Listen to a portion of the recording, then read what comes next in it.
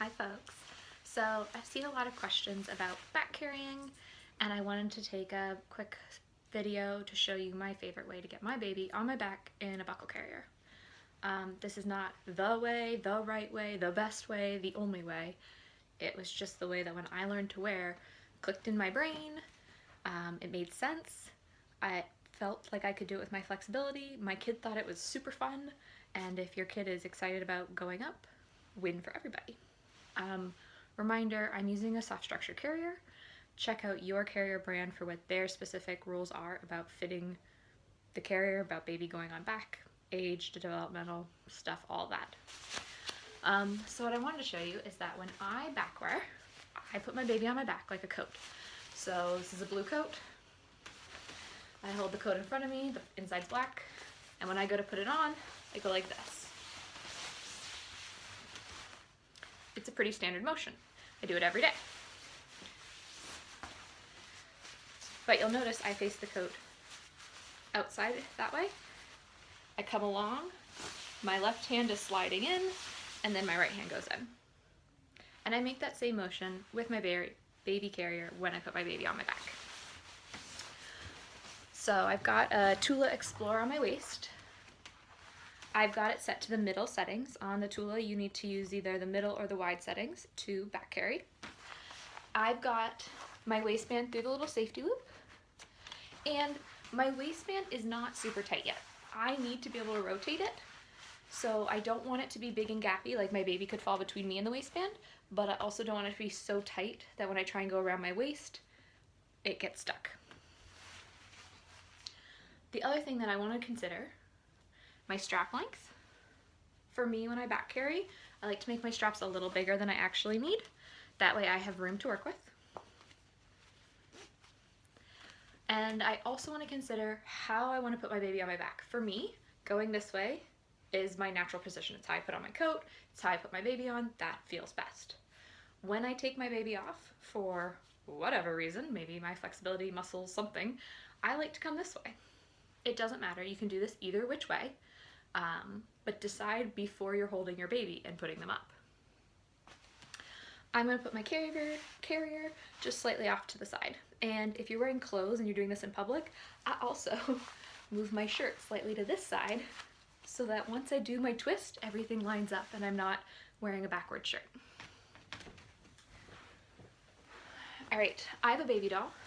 When you're putting kids on your back, they're usually 6, 7, 8, whatever months.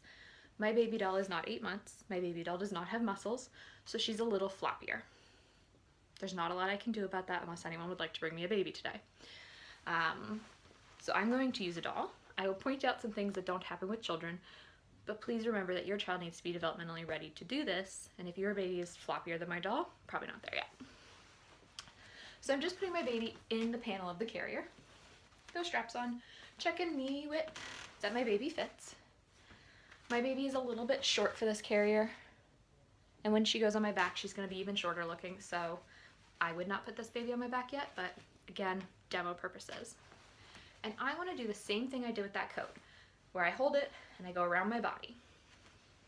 So for me to do that, I end up keeping my shoulder straps straight and my arms crossed. And I'm going to lean my baby forward to show you this, but don't lean your baby forward.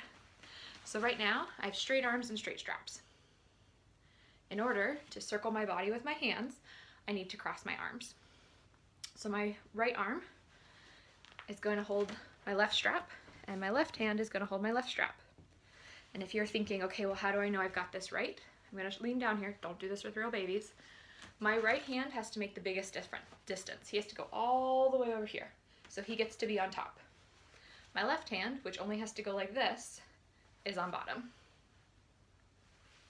And I don't know if you just saw that I did that.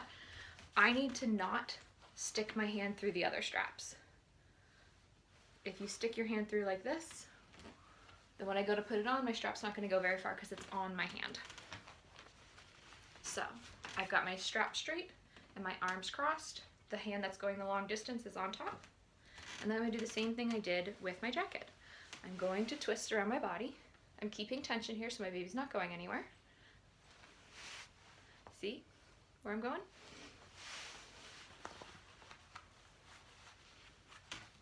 my baby's on my back. Now, I then also like to tighten my straps because I have extra webbing to have been able to kind of put them on, and I don't want all that extra slack to go to my baby. So like, notice I'm holding my strap still.